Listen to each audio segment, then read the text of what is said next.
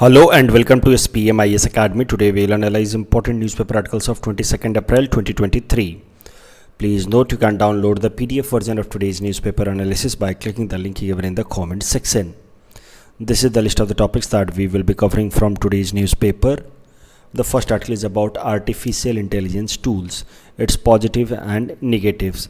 तो दो अलग अलग आर्टिकल्स को हम लोग मिला करके यहाँ पढ़ रहे हैं. आर्टिफिशियल इंटेलिजेंस के बेसिस पे अगर कोई ऐसे भी आ जाता है तो उसको हम लोग कैसे हैंडल करेंगे वो इस आर्टिकल की मदद से हम लोग देखेंगे.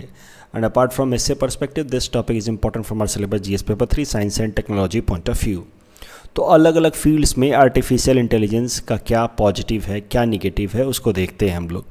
देखिए, अगर बात की जाए artificial intelligence in the field of environment तो there are lot many positives with or that could be availed with help of artificial intelligence. For example, deforestation monitoring के लिए now on the basis of forest sound there are detecting devices to detect illegal logging. For example, non-profit organization the Rainforest Connection has developed Guardian device which attach acoustic monitoring sensors.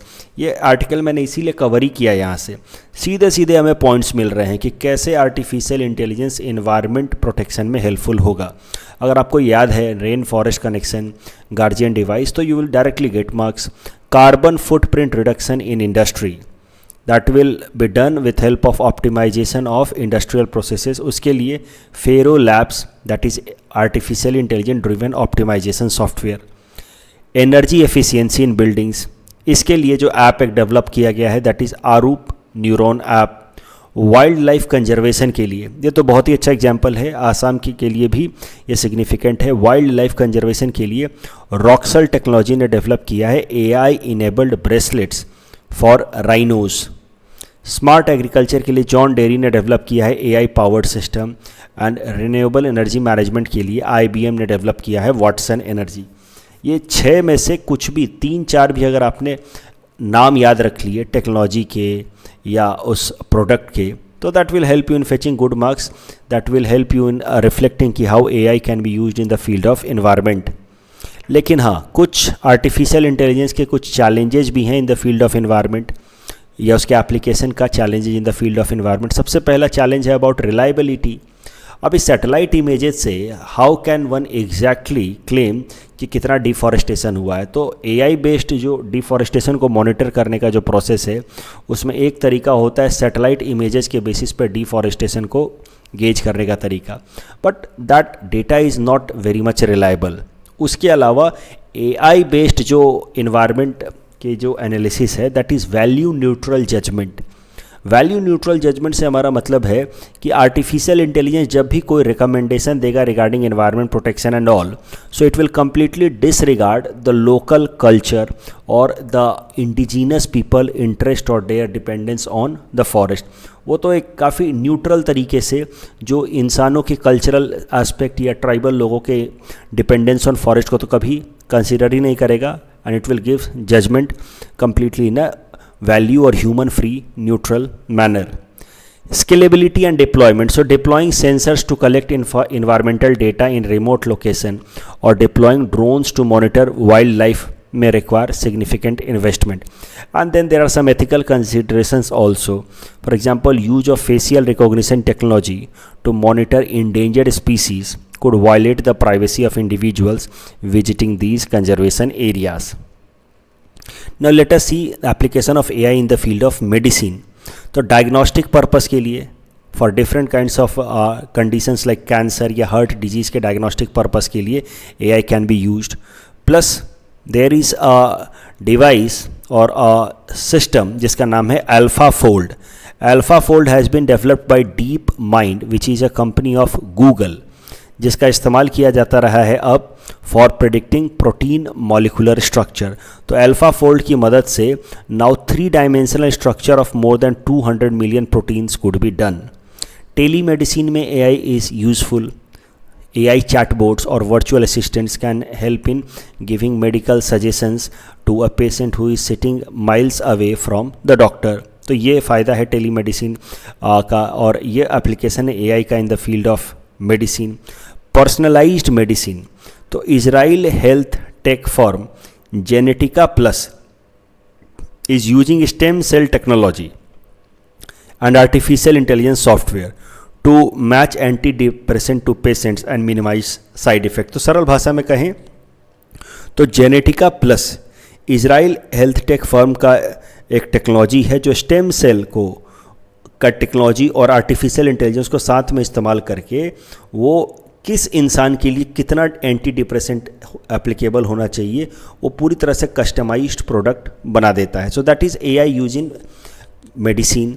Traditional medicine, for example, Ayush Grid aims to transform Ayush sector using AI to provide efficient, holistic and affordable medicine.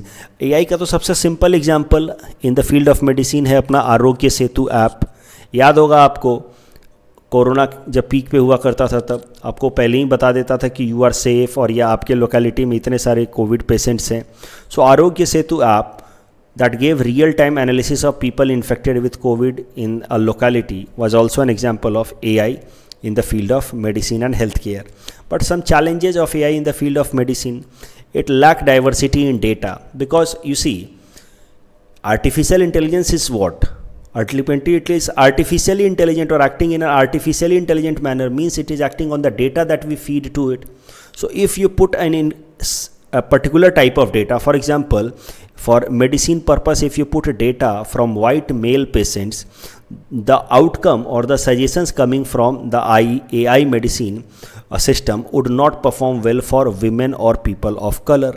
तो artificial intelligence की यही तो समस्या है कि जिस तरह का डेटा देंगे उस तरह का वो सजेशन देगा. तो data has to be rich, contextually rich and dynamic.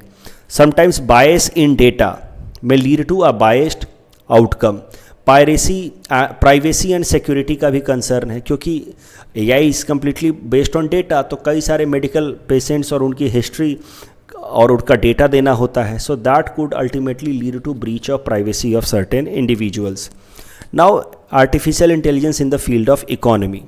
तो कई सारे पॉजिटिव्स भी हैं आर्टिफिशियल इंटेलिजेंस की in the field of economy.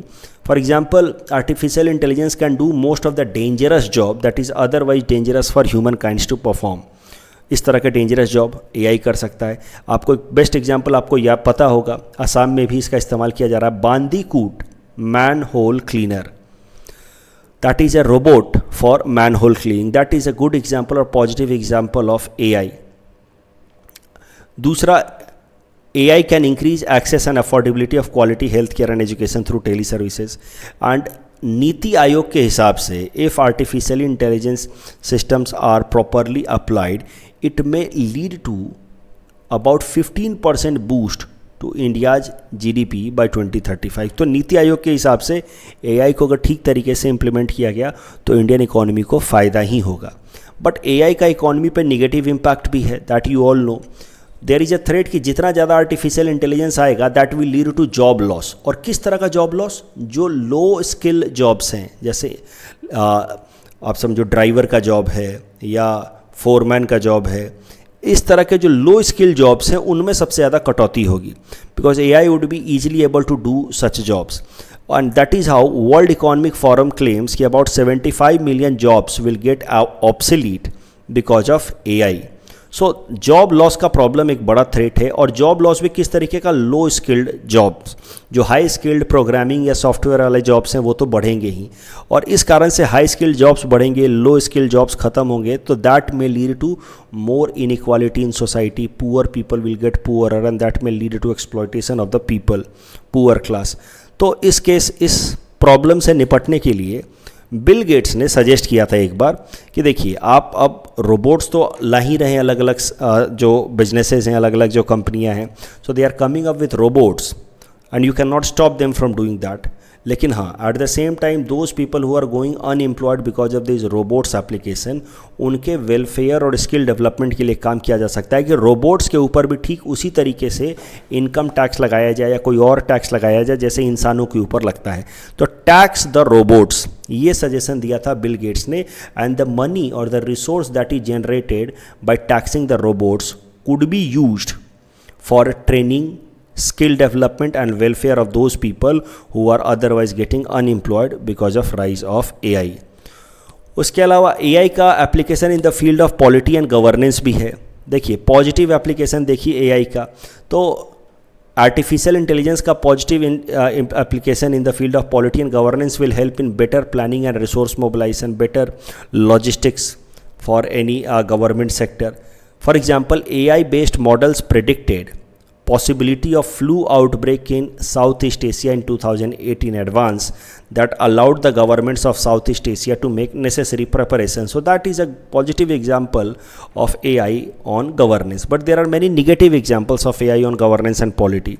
For example, artificial intelligence की मदद से one can understand the mood of the voters and they can change, the political parties can change the policies in that line. Political parties can channelize preferences of people and that can threat democracy. क्या है ये मामला, जरा समझिए, आपको example की मदद से आराम से समझ आ जाएगा. देखिए, कैम्ब्रिज एनालिटिका नाम की एक AI ऑर्गेनाइजेशन थी और जैसा कि मैंने आपको बताया, it is a global data analytics company. माना जाता है कि 2016 में इसने फेसबुक से कई सारे सिक्योर्ड इन्फॉर्मेशन लिए regarding common people of US. जो फेसबुक पे लोग चैट करते हैं, दैट इज़ तो secured information, that is a private information और private data of the people.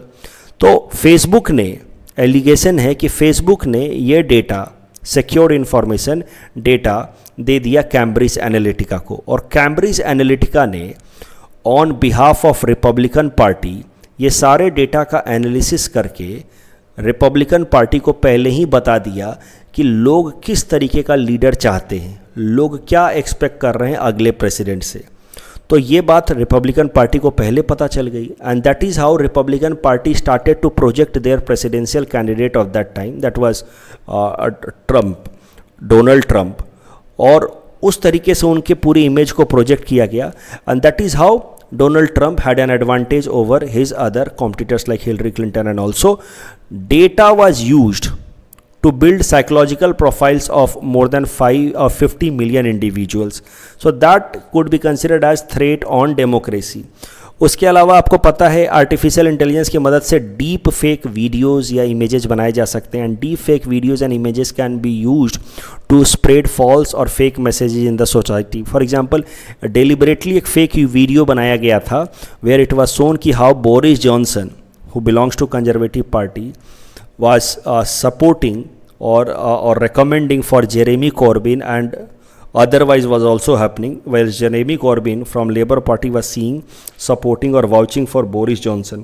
और फिर वीडियो के अंत में बोला गया कि ये दोनों ही जो लोग हैं जिनको दिखाया जा रहा है, बोरिस जॉनसन और जेरेमी कॉर्बन, एक दूसरे के लिए जो सपोर्ट की बातें कर रहे हैं, ये रियलिटी में नहीं है, ये वीडियो बनाया गया with help of deep fake. तो मुद्दा यह है कि इस तरह के जो, ये तो डीप फेक का वीडियो बना करके बोरिस जॉनसन और जेरेमी कॉर्बिन का वीडियो बना करके एक अवेयरनेस क्रिएट करने की कोशिश की जा रही थी कि डीप फेक का कैसे मिसयूज हो सकता है. बट रियलिटी में ऐसा भी हो सकता है कि कुछ कंपनियां कुछ ऐसे डीप फेक में काम करने वाले ऑर्गेनाइजेशंस इस तरह के वीडियोस बनाएं और लोगों को मिसलीड करें. So that is how polity and governance पे there could be many negative impact of artificial intelligence also. Current context देखते हैं, क्यों हाल फिलहाल में लगातार चर्चा का विषय बन रहा है. आपको पता है chat GPT and GPT-4 all that Microsoft thing, उसके जवाब में फिर गूगल लेकर के आया है बार्ड. तो हाल फिलहाल में AI के फील्ड में, आर्टिफिशियल इंटेलिजेंस के फील्ड में बहुत ज़्यादा डेवलपमेंट्स हो रहे हैं. माइक्रोसॉफ्ट के तरफ से GPT and chat GPT, open AI नाम की ऑर्गेनाइजेशन है ओपन AI, उसने डेवलप किया है चैट GPT एंड GPT-4, जिसको माइक्रोसॉफ्ट इंटीग्रेट कर रहा है अपने सर्च इंजन के साथ, और फिर उसके जवाब में बार्ड लाया जा रहा है. तो AI के फील्ड में बहुत सारे डेवलपमेंट्स हो रहे हैं जिसको लेकर के there have been concern amongst researchers and CEO. And recently Elon Musk, the tech researcher and CEOs like Elon Musk and Steve Wozniak, they said that there should be immediate pause on training of AI systems like ChatGPT. एक बार के लिए इनको रोक देना चाहिए इनके developments को, because their developments are happening by leaps and bounds, and these robots or these artificial intelligent things may go out of control of human beings and they may turn against humans. और उसके बाद हाल फिलहाल में 12 European Union lawmakers also urged world leaders to hold a summit to find ways to control the development of advanced AI systems, saying that these were developing faster than expected. अब AI पे मैंने बहुत कुछ आपको बताया, पहले भी काफ़ी कुछ बताया हुआ है, आज एआई पे अलग अलग डायमेंशंस बताए। एआई पे एस से भी आ सकता है, मुझे लगता है आर्टिफिशियल इंटेलिजेंस पे एस से भी आ सकता है, इस तरह का एस से आ सकता है। Artificial intelligence is not all evil, it can promote good too. तो भले लंबा चौड़ा लिखा है, लेकिन इसका मेन मतलब है कि आर्टिफिशियल इंटेलिजेंस का प्रोज एंड कॉन्स बताइए। अब ऐसे में तो आप सीधा सीधा स्टार्ट करते नहीं हैं, ऐसे में तो आप थोड़ा बैकग्राउंड देते हैं। तो आर्टिफिशियल इंटेलिजेंस पे अगर कभी ऐसे आ जाए तो मैं आपको एक अच्छा ओपनिंग का तरीका बताता हूँ। आप ऐसे शुरू कर सकते हैं कि स्टार्टिंग में when human started to gain its consciousness as a separate species apart from other animals, तो स्टार्टिंग में there was interspecies competition, यानी कि एनिमल्स और ह्यूमंस के बीच में भी कॉम्पिटिशन हो रहा था for survival. Sometimes we would kill other animals, other time other animals would kill us, but over a period of time interspecies competition is over now. Now animals are not able to compete with humans. Now only if any competition remains, that is intra-species competition, means competition amongst the humans themselves. Why that inter-species competition is over? Why animals lost that competition against us? The basic reason is intelligence. अगर बात की जाए intelligence की, छोटा मोटा कुछ diagram इस तरीके का बना सकते हैं एस्से में भी, छोटा मोटा, बहुत ज़्यादा नहीं, एकदम जीएस जैसा आंसर नहीं, लेकिन इस तरह का डायग्राम आप बना सकते हैं कि देखिए ऑब्जेक्ट्स वो होते हैं जो इंटेलिजेंट नहीं होते हैं, इनएनिमेट होते हैं, they can not have knowledge, right. जबकि plants, animals, humans they are intelligent, but उसमें भी ह्यूमंस का हाईएस्ट लेवल ऑफ इंटेलिजेंस होता है, and that is Y inter species competition is over. Now there is a competition amongst human themselves. लेकिन अगर बात की जाए ऑब्जेक्ट्स की, तो उसमें से कुछ तो हैं ऑर्डिनरी ऑब्जेक्ट जो बिल्कुल भी उनके अंदर कोई भी किसी भी तरीके का डेटा स्टोरेज कैपेसिटी या कुछ है नहीं, जैसे आपका पेन हो गया, जूते चप्पल हो गए, ये सब ऑर्डिनरी ऑब्जेक्ट्स हुए। लेकिन ऑब्जेक्ट्स के अंदर दूसरी कैटेगरी हाल फिलहाल में निकल करके आई है, वो है कैटेगरी ऑफ आर्टिफिशियल इंटेलिजेंस। हैं तो वो ऑब्जेक्ट ही like any other object, but they seem to have an intelligence which is there with them in an artificial manner. They are acting like an intelligent entity because of the data stored with them. So they are basically a chip having data storage facilities. This is our understanding so far कि AI is not really intelligent because this is the zone of real intelligent thing. AI is basically an object which is artificially intelligent because of the data put there. और main जो यहाँ पे game है वो क्या है कि जो भी चिप होता है, कंप्यूटर चिप या हमारे लैपटॉप के अंदर जो चिप लगा है जिसमें डेटा शेयर होता है या इन स्टोर होता है, that chip is essentially different from human brain. Human के ब्रेन के अंदर की जो वायरिंग है और जो ये चिप हैं वो अलग हैं, क्योंकि ह्यूमन के अंदर की जो ब्रेन्स हैं, ब्रेन वायरिंग है and all, they store information, memory, thoughts and all, and they are essentially different from what these are there in what the chips do in a computer or a laptop. लेकिन अगर ये बात सही है, क्योंकि यहाँ पे जाकर के एक डाउटफुल सिनेरियो बन जाता है कि क्या सही है क्या गलत है, क्या हमारा ह्यूमन का ब्रेन जो है वो सच में एक चिप के जैसा काम कर रहा है, या human brain is essentially different from any chip. अब यहाँ जाकर के there is still confusion, there is still a lot of research going on, and यहाँ पे एक रिसर्च चल रहा है न्यूरालिंक का, an organization headed by Elon Musk himself. तो Neuralink is trying to prove कि human brain is essentially not different from a chip, और ह्यूमन ब्रेन से ठीक वैसे ही इन्फॉर्मेशन निकाला जा सकता है जैसे हम लोग लैपटॉप से पेन ड्राइव की मदद से इन्फॉर्मेशन निकालते हैं। अगर ऐसा साबित हो गया, देन वी कैन से कि artificially intelligent things are not just like any ordinary object. Artificial intelligent things could be brought at par with humans as far as intelligence is concerned. And if artificial intelligent things can be brought at par with humans, then they can become even powerful than humans over a period of time. They can become sentient, and then all the fear of these world leaders that they are moving at a faster pace and they may turn against us, that may turn out to be true. यही तो दिखाया है concept movie transformer में।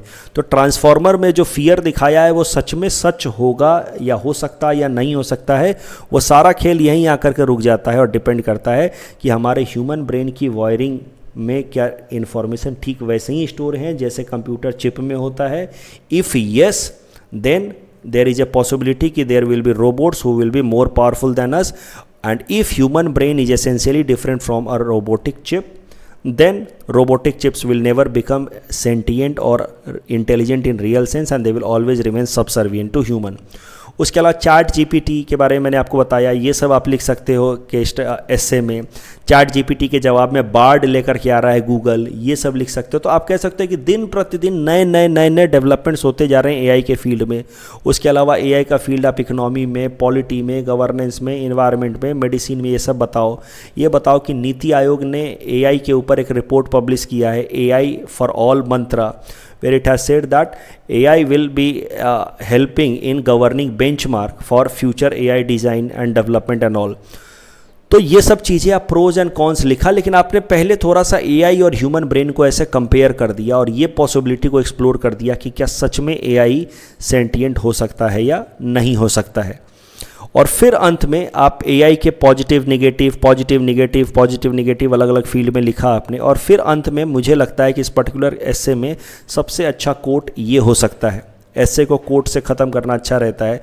You can not stop the idea whose time has come, Victor Hugo कहते हैं। तो AI का भी टाइम आ चुका है। So it's pointless to stop AI कि नहीं एआई को हम आने ही नहीं दे देंगे, जैसा ये लोग कह रहे हैं कि इसको 6 महीने रोक दिया जाए, कुछ दिन के लिए डिले कर दिया जाए। You can not stop the idea whose time has come. So better you do what, you start working with the new idea and try to find a solution to the problems that are coming because of this new idea। तो इसके लिए इस case में क्या किया जा सकता है, जो सजेशन दिया था बिल गेट्स ने, tax the robots and start raising resources for addressing the problems arising because of AI. तो इतना सारा कुछ मैंने आपको बताया, इसके बेसिस पे आप एक अच्छा खासा एस्से लिख सकते हैं। कल संडे है और संडे को न्यूज़पेपर एनालिसिस तो आता नहीं है, कल आप कोशिश कीजिए एक एस्से इस पूरे मुद्दे पे लिखने की। The next article is about Earth Day. This topic is important from our syllabus GS paper 3 environment point of view. So 22 April celebrate किया जाता है अर्थ डे, आज का दिन, to raise public awareness about environment and inspire people to save and protect the earth. The theme for this year 2023 is invest in our planet. Theme आपको पता है, PT में पूछ लेता है, राइनोज डे का थीम पूछ लिया था इस बार। तो 1970 से मनाया जा रहा है अर्थ डे। सो ये 2023 वाला जो अर्थ डे है that is 53rd anniversary of Earth Day. और अर्थ डे को मनाने की शुरुआत की थी गेलॉर्ड नेल्सन ने, who is an American environmentalist and politician. He is considered to be this US senator. Gaylord Nelson is known as father of modern environmentalist movement. And there was a Paris agreement, I hope you all know, conference of party number 21 in 2015 that opened for signature on this day only because of the significance of this day 22nd April. Earth day को celebrate करने वाला organization है अर्थ day network, which is a non profit organization whose mission is to activate environmental movements world wide. इसका office located है Washington DC US में। Earth day तो वैसे 1970 से ही मनाया जा रहा है, but in 2009 the United Nations also designated April 2022 as International Mother Earth Day। इस टॉपिक के बेसिस पे प्रीलिम्स प्रैक्टिस क्वेश्चन हमने आपको दे रखा है। Please attend this question and you can submit the answer in the comment section. The next article is about Assam Arunachal border agreement and this topic is important from our syllabus GS paper 5 Assam issues point of view. देखिए, असम और अरुणाचल प्रदेश का border लगभग 804 kilometre लंबा है और दोनों states के बीच में थोड़े से बॉर्डर डिस्प्यूट्स रहे हैं फॉर अबाउट 700 किलोमीटर तक की बाउंड्री तक। और बॉर्डर डिस्प्यूट्स के कारण 1990 से ही यहाँ पे थोड़े बहुत फ्लेयर्स अप या कन्फ्लिक्ट होते रहे हैं। बॉर्डर डिस्प्यूट जो है वो ब्रिटिशर्स एरा से ही बिलोंग करता रहा है।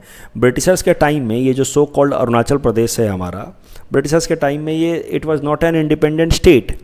ब्रिटिशर्स ने पहले तो इसको अरुणाचल और असम के बीच में एक इमेजिनरी बाउंड्री डिमार्केट किया। बाद में 1915 में इसको नॉर्थ ईस्ट फ्रंटियर बना दिया, राइट, इस एरिया को। After independence the Assam government assumed administrative jurisdiction over this North East Frontier Tracts and later in 1954 this North East Frontier Tract was known as NEFA, North East Frontier Agency. जब ये नेफा बना ना 1954 में, तब उसी वक्त था ये असम का हिस्सा ही, लेकिन इसको नाम दे दिया गया था नेफा। उसी वक्त यहाँ पे जो कुछ बॉर्डर डिस्ट्रिक्ट हैं जैसे कि सदिया या बालीपारा, ठीक है, जब ये नेफा बना था 1954 में, अरुणाचल, उसी वक्त यहाँ सदिया और बालीपारा वाले जो डिस्ट्रिक्ट्स हैं वहाँ से कुछ लैंड, लगभग 3648 स्क्वायर किलोमीटर लैंड ट्रांसफ़र किया गया था from today's Arunachal Pradesh and its district Balipara and Sadiya से असम के डिस्ट्रिक्ट दरांग एंड लखीमपुर में। तो 1954 में ये ट्रांसफ़र हुआ, लेकिन उस टाइम ये था तो ओवरऑल असम का हिस्सा, इसलिए कोई दिक्कत हुई नहीं। बाद में 1972 में इसको एक अलग से यूनियन टेरिटरी बनाया गया अरुणाचल प्रदेश को, और जैसे ही ये अलग से यूनियन टेरिटरी बना तब से ही ये कन्फ्लिक्ट असम और अरुणाचल प्रदेश के बीच में शुरू हो गया कि ये लैंड क्यों ट्रांसफ़र किया गया, बालीपारा और सदिया से जो लैंड ट्रांसफ़र किया गया क्यों किया गया, and this transfer is illegal.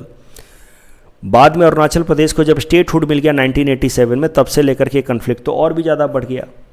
Main खेल यही है, बालीपारा और सदिया, यहाँ का कुछ ज़मीन ट्रांसफ़र किया गया 1954 में असम के डिस्ट्रिक्ट्स को, दरांग और लखीमपुर को। अरुणाचल प्रदेश कहता है कि the transfer was done without consultation of its people, the transfer was arbitrary, defective and no tribal leader from Arunachal was consulted before this transfer. जबकि असम से इसकी the transfer was done in line with the 1951 notification and that is why it is constitutional and legal. उस time के कानून के हिसाब से हुआ था, तो where is problem in that. अब ये कारण से दोनों ही स्टेट्स के बीच में डिस्प्यूटेड रहा है। 1954 में असम का हिस्सा ही था अरुणाचल प्रदेश, थोड़ा सा ज़मीन असम साइड में ट्रांसफ़र किया गया because Arunachal was known by another name, and बाद में अरुणाचल यूटी बना 1972 में, तब से डिस्प्यूट शुरू हुए और आज तक डिस्प्यूट चल ही रहे हैं। When Arunachal became state then the dispute became more intense. अभी अच्छी बात ये निकल करके आ रही है कि the both states have signed an agreement in order to resolve the border disputes permanently. So as per the new agreement signed, it will cover about 123 villages and about 700 kilometer long border areas, and it will take into account historical perspective, demographic profile in redemarcating the boundary. तो एक बार के लिए वापस से boundaries को दोनों states के बीच में रीडिमार्केट किया जाएगा। दैट रीडिमार्केशन के लिए historical perspective, demographic profile, administrative convenience, proximity to the border and aspiration of residents सब देखा जाएगा। एंड ये जो अग्रीमेंट है दिस इज़ फाइनल, और इसके बाद से now these two states will never make any dispute regarding territory in the border region. और ये जो बाउंड्री डिमार्केशन किया जाएगा उसके लिए एक detailed survey will be conducted by survey of India in presence of the representatives of both state government. इस topic के बेसिस पे प्रीलिम्स प्रैक्टिस क्वेश्चन हमने आपको दे रखा है। Please run this question and you can submit the answer in the comment section. जो मैंने आपको अभी पढ़ाया है उसी के बेसिस पे सीधा सीधा सवाल दिया गया है। Highlight the background of Assam Arunachal Pradesh border dispute, also mention recent developments in this direction. तो सब कुछ मेंशन कर दिया है। 804 किलोमीटर लंबा बॉर्डर है। 1972 से वहाँ पे डिस्प्यूट चल रहा है, जब से अरुणाचल प्रदेश को एक यूटी बनाया गया। डिस्प्यूट के पीछे मुख्य कारण है 3648 स्क्वायर किलोमीटर का जो प्लेन एरिया बालीपारा और सदिया फुटहिल से ट्रांसफ़र किया गया था दरांग और लखीमपुर डिस्ट्रिक्ट को। ये जो प्रोसेस ऑफ डिमार्केशन है, that process of demarcation was left with a lot many anomalies, और इसी कारण से जब अरुणाचल प्रदेश यूटी बना 1972 में, तब से लेकर के डिस्प्यूट चल रहा है। और फिर अब करंट डेवलपमेंट हुआ है कि दोनों ही साइड्स ने एग्रीमेंट साइन कर लिए हैं। कंक्लूजन एक लाइन का मैंने दिया है, आप कुछ और भी लिख सकते हैं। इस पर्टिकुलर सवाल के लिए मेरे दिमाग में कंक्लूजन आया है कि settlement of border disputes will help in unlocking economic potentials of the border district. The next article is about Sati Sadhani Divas. This topic is important for our syllabus GS paper 5 Assam issues point of view. Sati Sadhani ji के बारे में आपने जरूर पढ़ा होगा Assam history में। She was asked to marry a home governor of Sadia Khowa Gohai. But Rani Sati Sadni jumped from Chandragiri Hills in 1524 but did not marry Sadia governor. Sati Sadni Divas is celebrated on 21st April every year in Assam to honor the sacrifices made by Rani Sati Sadni. तो इसके 499 साल इस साल पूरे हुए, अगले साल 500वां साल होगा। Sati Sadni Divas is declared a state holiday by the government of Assam. A new state university named Sati Sadni Rajyik Vishwavidyalaya will be set up in Golaghat district. In fact, इसको setup किया भी जा चुका है। तो this was about Sati साधनी। सती साधनी पे मैंने एक प्रैक्टिस क्वेश्चन भी दे रखा है यहाँ पे। Birangna Sati Sadhani is not just a day to celebrate the life of legendary queen, but also a reminder of the importance of courage, devotion and sacrifice in our lives. तो ये 10 marker का सवाल के लिए मैंने आपको enough hints दे रखा है। इस तरह के सवाल जीएस पेपर 5 में आते रहते हैं। इस सवाल को पढ़िए, उसका हिंट्स पढ़िए और इस क्वेश्चन को अटेम्प्ट करने की कोशिश कीजिए। ये आज के लिए फॉर्डर कंटेंट मटेरियल है।